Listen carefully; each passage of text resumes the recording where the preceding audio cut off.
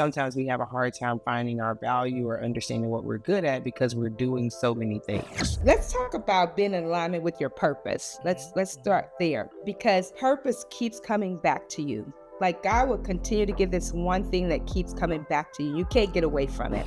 Chantel, when you talk about amplifying your worth, how does somebody start to recognize their true value, especially when they've been undervaluing themselves for so long in their careers or their lives? I want to just share this extra to add to that is that sometimes we have to go back from when we were little.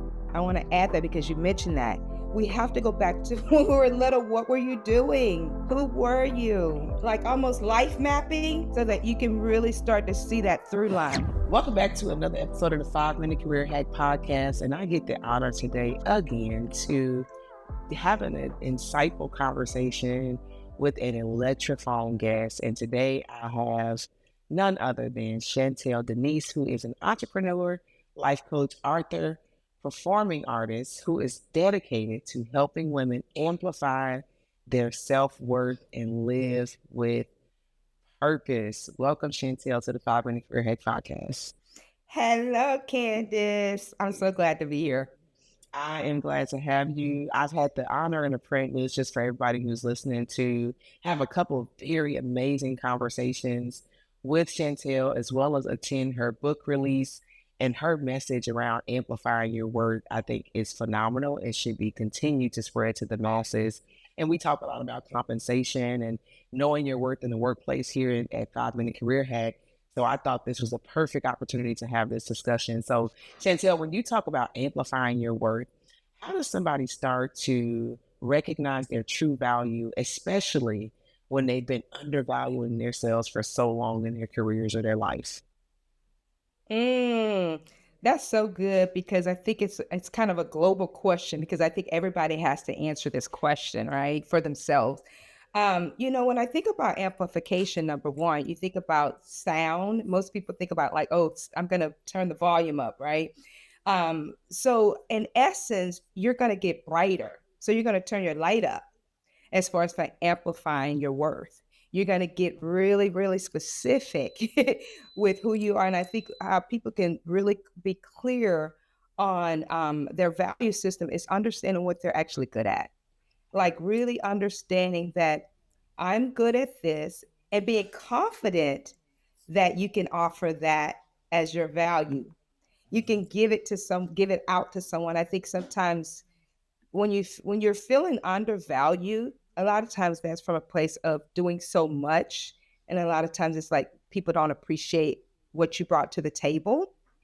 And I think that you still have to equate your gifts, your talents, what you are good at, and hone in on that and really start to massage that to the point that you just really believe in yourself. It's a lot of faith that has to take place because if we rely on the accomplishments or what people validate for us, we probably will never see our true value. We probably will never understand how to really amplify our worth because we're relying on someone else to confirm it.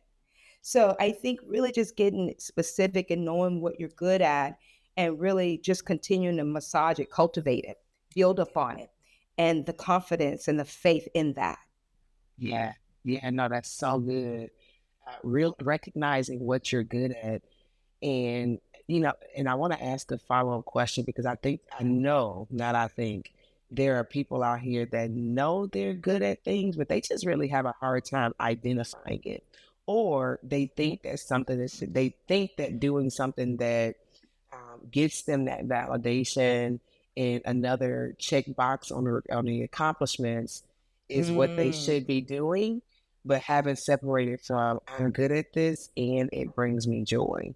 Where would you tell them to start with identifying things that they are good at and it's going to bring them that sense of fulfillment at the same time?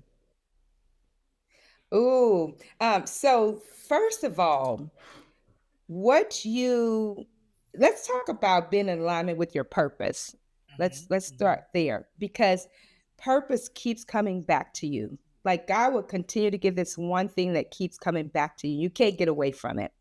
Um, that's one thing you got to get very clear on like what is the clear thing that keeps showing up for you that you're good at. For example, I'm a singer. I've tried to quit it before. Didn't want to do it at one point. It keeps coming back to me. I keep getting offers and opportunities. So you got to just look at the through line in your life. And I would say categorize things into three categories. You know, the first of all, the primary, secondary, and I forgot the third one, but literally look at putting things in three categories. My primary is I am a performing artist. I cannot get away from that. So I know that I'm doing that pretty much most of the time. Secondary, I'm a speaker, life coach. I get out there and I help people. So that's my secondary. And then third, I am a writer. So I take time to write. I write plays, I write books. I'm an author now, you know. So I put things in categories for me. And I understand just like there are seasons in the year, there are seasons in our lives. So you're not going to be able to do everything all at the same time. But you can always go back to your primary of what you do well and hone in on that. I think as women, I'm just speaking for the women, men make them relate. We are gifted with a lot of different things that we can do. But our challenge is stopping, sitting still, and hearing the voice of God about the primary. The part that's purposeful, that we have, that our greatest work, that's primary. It keeps coming back to us. So I think that that's what I would offer anybody out there that's listening to really understand that process. I love the way you broke that down. That was very, very clear to me. And talking about that primary, I think you identifying what that is, even sometimes when you try to let it go, you identifying that thing that just keeps coming back around. But a lot of people, I believe, and this was for me as well, are looking at, well, what have I done lately? And I think it also requires you to go back and look at what have I always been gifted at. So I use my example all the time of the reason I know that being in some type of leadership role is my primary, whether I'm on stage, whether I'm modeling, whether I'm, wherever I am, I'm going to be in a leadership role because I've been doing it since I was 8 years old when I started directing choirs.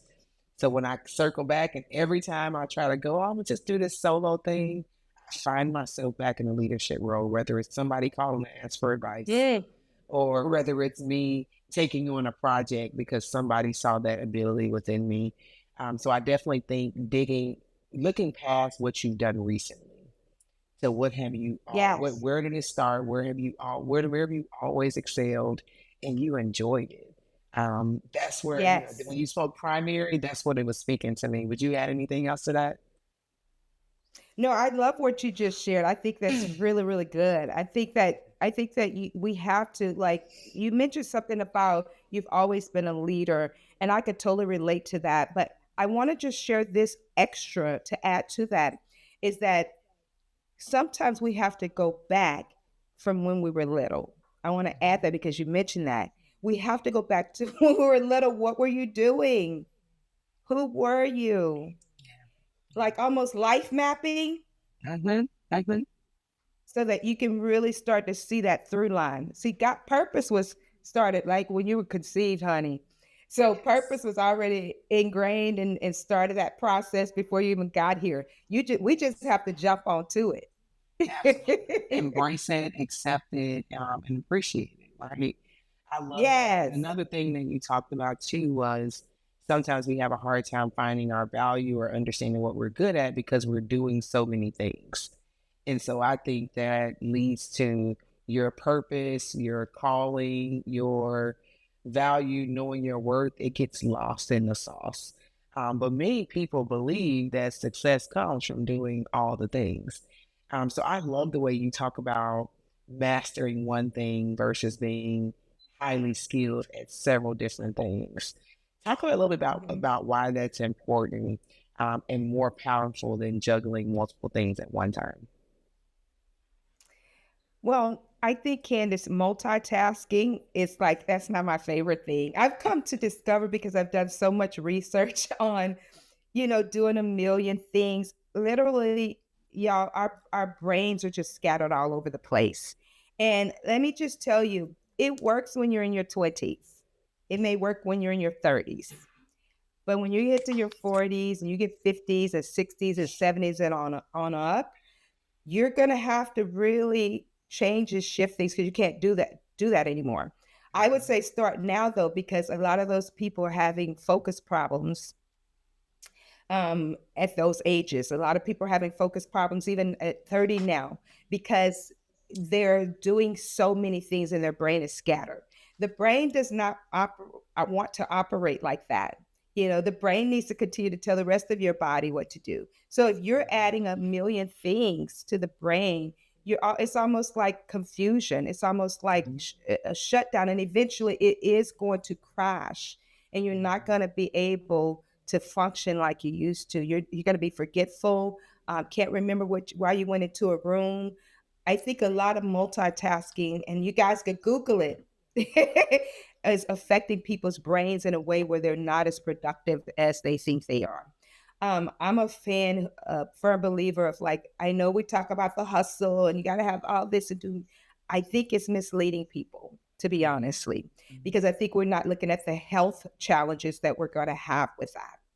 And I'm a firm believer of working, taking care of my wellness. So I have to make sure that I'm not overloading myself and creating things that make me, lethargic, make me confused, make me not sharp mentally because I'm doing so many different things. So it's very important because it's your well being.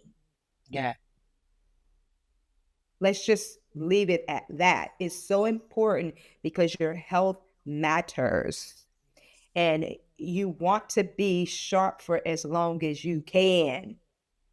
But if you're contributing to the lack of effectiveness in your own life by taking on so much and doing so much, you're only going to it's life sabotage. Yes.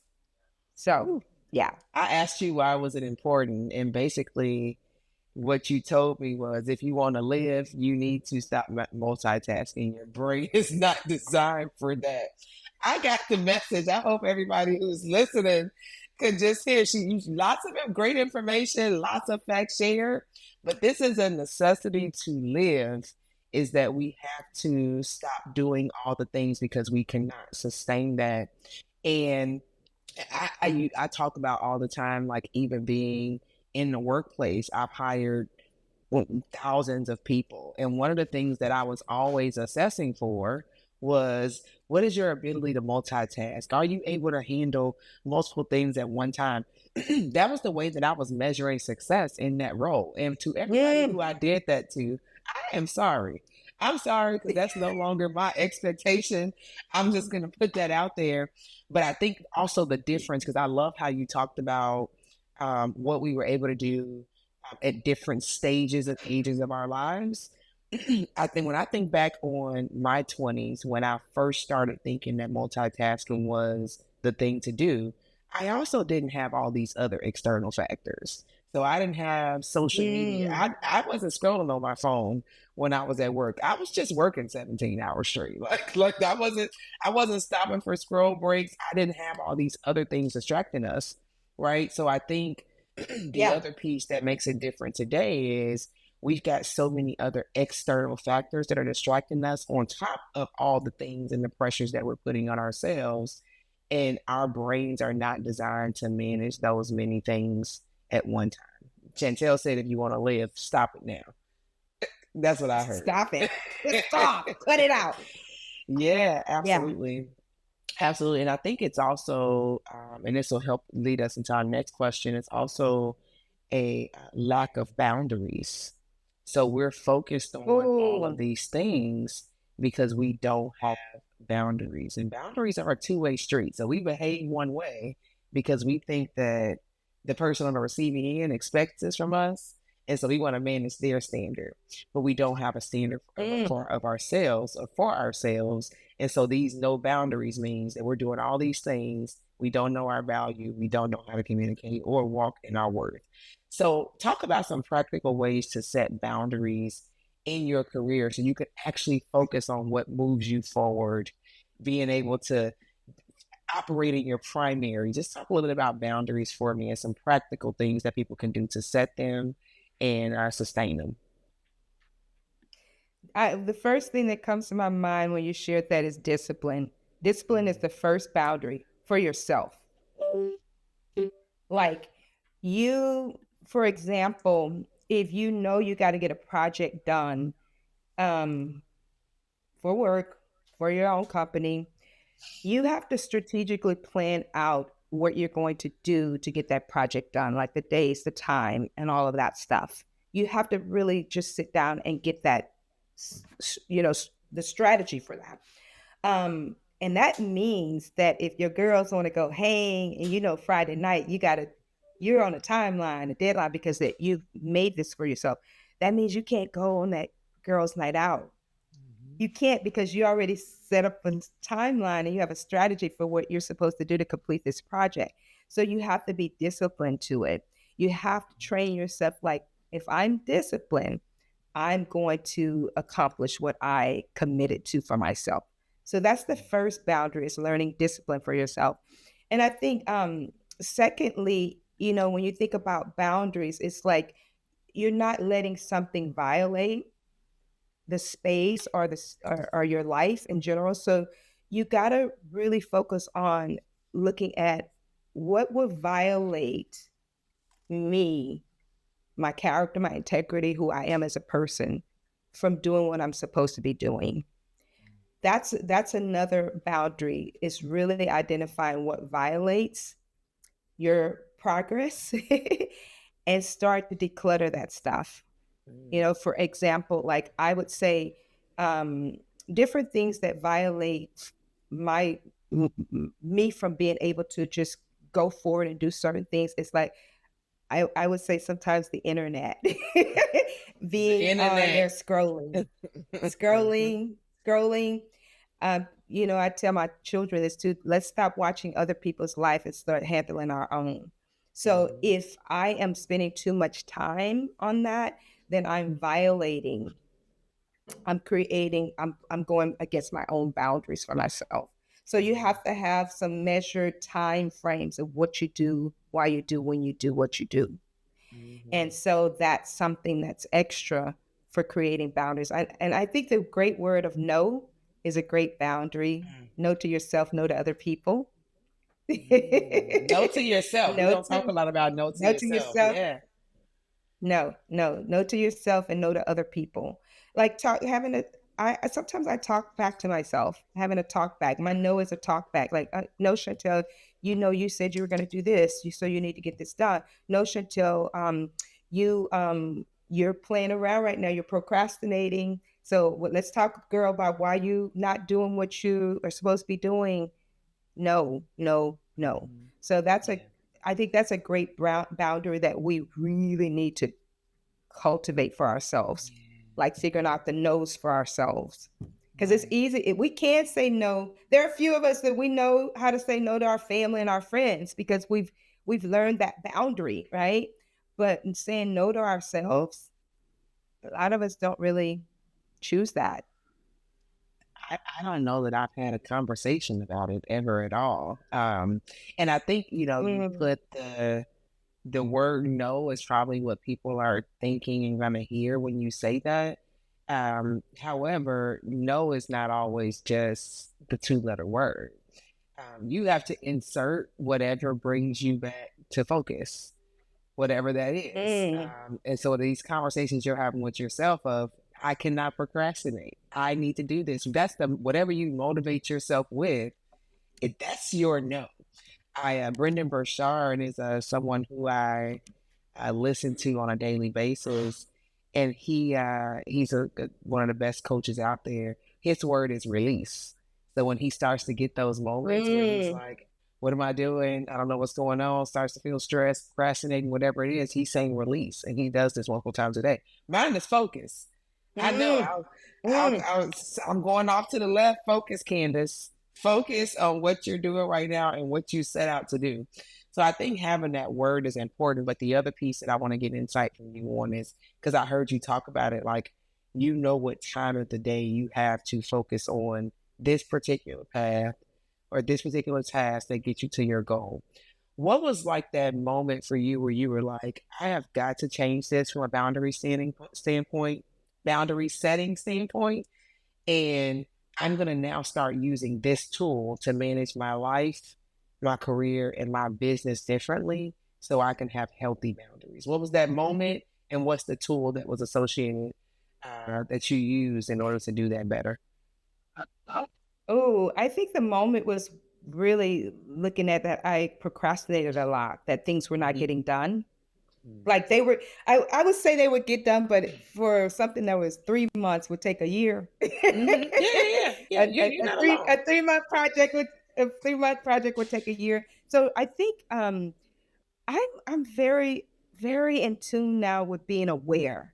I think Mm, awareness is so key. It's just being aware to how you're flowing. Don't beat yeah. yourself down on it over it, but really being aware, like, Chantel, you you can do this, but you're taking quite a long time. Could there Mhm. be what's holding you back?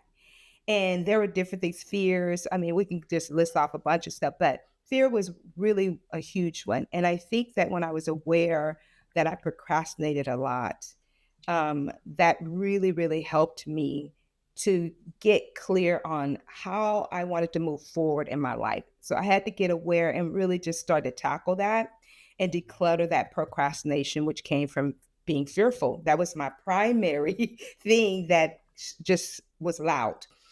So that's the moment of revelation. I think in specific, there was a project that I had a play, and my play is still not up to this day. But I did move it forward with doing like a showcase of it, which was really good for me. But it's a long. It was a, I think 7 years just hanging out with it before I did a showcase, which is a long time. And when I did that showcase, people's hearts were moved because those people in that Mm, room needed to see that showcase. So yeah. I held back on something that needed to bless people. You see what I'm saying? Yeah. Because of Yeah. fears. Um, and I think the second part of it is I think the tools for me, I go back to discipline. Mhm. I also think that I like did a time map of when I wanted to have things, almost like a vision board on a specific thing. Like I'm going to map out the timeline of when I want to have this done, putting Mhm. things in order. And that's been very, very helpful for me. That tool of writing it down and putting it in order and putting a date to it, and really not just the date to the end of the project, but the dates of all the different things I'm going to do to finish the project. It's so Mhm. funny because Mhm. I just have an opportunity right now where I have these mentors and I'm going to be doing something that's coming up. I can't really announce it yet until they announce it, but they have me on a timeline, honey. And I would tell you this because I've practiced this for myself, I'm going to be ready.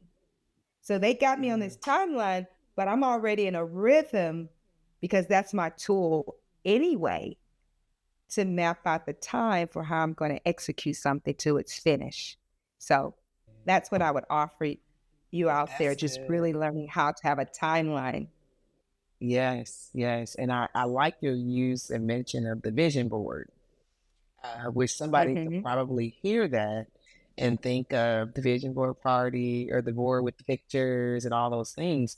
But when you think about you just writing a timeline, that is it bringing it to your vision so that you can execute according to what you said the end goal was going to be. That could be your calendar, can be your vision board, your journal can be your vision board, Yes. your Microsoft Notes can be your vision board. You decide what that is, but it's got to be visual because you cannot see it in your brain. And that's what allows Yes. fear to be stored there and procrastination to be stored there because you're not getting it out of your brain and visually on paper so you can execute. Ooh, that was You just rich, blessed me. Candace. I love No, it. you I love did. You blessed me. I was like, it. But oh. I love your recap. I love your recap. And I love that you shared that because I think sometimes we look at the vision board as just this big party and this picture. And honey, have a party with yourself. We ain't got to go nowhere to do this. Get you some candles, hang out at home, get your music in the background, get your notepad and your book or whatever you use and start really getting specific Yeah, yeah. with a strategy of how you want to accomplish what you need to accomplish. So good. Yes, get specific. I love it. You also mentioned awareness, which in order for you to be aware of what your patterns are, you have to be present. And a lot of times we're Mm, so focused on trying to get to the next or trying to figure out what that next career pivot is or where do I want my business to go that we're not even pausing to even be present. So tell me for you mm. what does presence look and feel like, and how would one be able to know if it's time to just stay present, it's not time to make that next move because I got work to do here, or they're truly ready for the pivot? So what is it and how do you know when you need to go move to the future? I think presence, when I love that word, that's one of my words. I would say, let me talk about that for a little bit. Presence Yeah. for me is being authentically available for you. Mhm. It's not because if you start with you, I'm gonna bring everything to you because we're talking about value and worth, amplifying your worth. You have to be present, authentically available for yourself. That means you got to show up as you really, really are at home, outside, at the store, at the office, wherever you go, you're authentically available for you. You walk Mhm. as the template of who you are. You're not you're not shifting based on this person, this company, this boss, this situation. You're not shifting and adjusting to kind of fit in. Mhm. You're authentically available for yourself so that you can be in tune with all the stuff that you hear, all the stuff that is happening. It's really a rhythm that your mind, body, and soul has to connect with.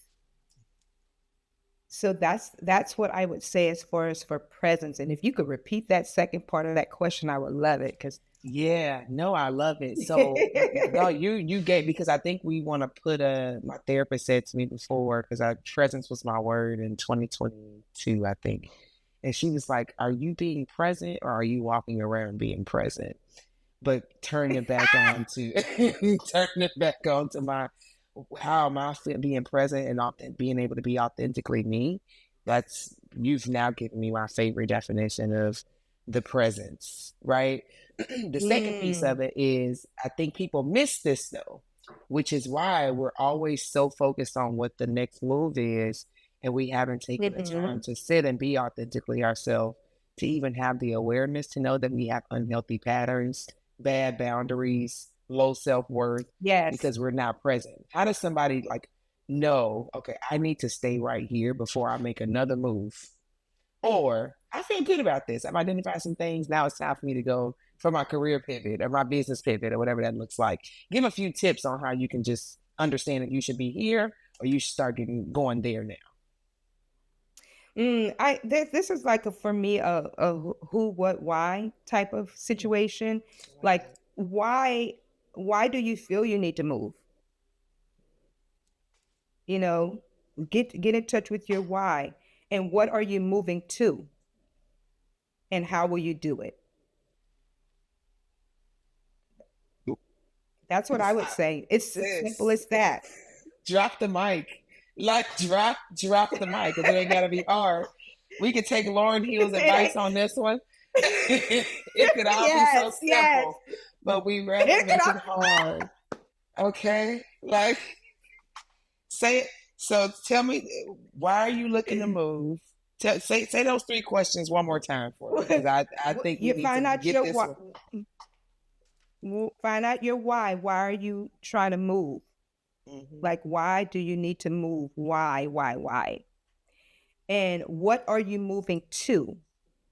Mhm. Like, do you have a plan with what? do any other ideas of what you're trying to go to? Mhm. And then how will you do it? Mm. Yeah. And It's what do you need to do to very prepare simple today? strategy. Yeah, I think Yeah. it's amazing. And how can you prepare today to even Yeah. know Because how I you're going think to do it? Yeah, I think I think sometimes people want to move into situations because maybe they don't like the situation they're in, and I understand that. Sometimes there Mhm. are toxic jobs, there are things that are not working. You're constantly being looked over. Yes, start to rethink and start to look at what you really want to do. But on the flip side, there are people who just like, oh, I can't do this. I don't want to tolerate this. Or I deserve more, but you sign up for it, right? So you may deserve more. And this is for the people who are grumbling in their positions because you signed up for it, you took it. So there's two things that could be happening. There could be some real stuff going on, but there's also character stuff that you need to learn. Perhaps you're there because you got to grow in your character. How many jobs have you had in the last year? You've had 3 or 4. That's character stuff. So that's a whole nother story. We can go, we can Yeah. dig into, but I think that's why when you get in touch with your why, it's gonna be very, very helpful. But keep in mind that if your why is character stuff, wherever you go, it's still gonna go with you. Yeah. Yeah. So So if you stop and do stay go to present. another place, stop and stay present. Work on you. I'm constantly working on me. I ain't gonna stop until they throw dirt over me. Yes. It's my Yes. lifelong thing, working on me, Love it. Love it. So growing, no changing. matter where you're going, you got to be present all the time. Yes, yes. Wow. So many gems that you shared. I'm 100% confident that those who watch this episode are going to take away several things that they could do to continue to get unblocked, to continue to get into their boundaries, understand their why and their purpose more. And I know that you have a book that I want to give you a couple seconds to talk about that helps them more with this, and it's called Unblock Me. Tell us how we can get in touch with you and how we can get a hold of this book, Unblock Me. Thank you. So my book, y'all, I am first of all, I'm a life coach. So my job has been very, very good this year. Just being able to help people and go to the next step with writing a book. This book, Unblock Me, is about learning how to master your life, overcome challenges, and embrace your work. So this subject that we're talking about right now is very dear to me. And I really talk a lot about mastering your life because I do believe that as people, God has given us the ability to be great stewards of our life, to take care of it, to manage it, to grow, to learn, to change, all of it. We have everything we need to be able to do that. So when I talk about getting unblocked, I'm talking about getting rid of things that keep you from really managing your life well, that keep you from being authentically available, that keeps you from being present. See, blocks keep people from being present. It really is. That it's just as simple as that. And so I use this book to help a lot of women that I work with. I also do workshops, which has been very, very, very phenomenal. I've had an awesome time this year. And as you were at the book signing, that was so fun. But I feel like it's the thing that God gave me to continue to do my life work with, as well as help as many people as possible. I'm in the business of let's get unblocked so we're not stopped. Oh, let's go. Helping yourself and others at the same time. We appreciate the good work that you do out here in the community. I haven't read the book yet, but that's something that I know I need to do. I've heard you speak about it. I've been blessed to have a few conversations with you about it, so I Mhm. know that I'm in for a treat. But we'll be sure to put that information in the notes. Thank you for sharing your gifts with the world.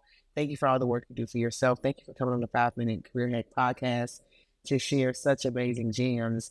And as we do all of our guests on the 5 Minute Career Hack podcast, we ask you to share your final 5 words.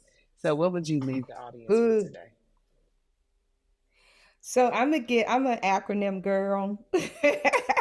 So I'm gonna give you guys this. My 5 words are gonna spell out worth. Hmm. And this is something for me. This is the way I define worth, that I pray and hope that it will bless many of you out there. The first word is worship. Who and what are you worshiping? The second word is obedience. The third is righteous. Show up doing the right thing. The fourth is thankfulness. Be thankful for the life that you have and the things that you get to do. And my H is for holy living. That is what I've chosen for myself. And I hope that any of those words will resonate with you and inspire you as well. Thank you so much, Chantel. We cannot wait to have you back on the 5 Minute Career Hack podcast.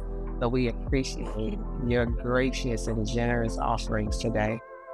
Take care, everybody.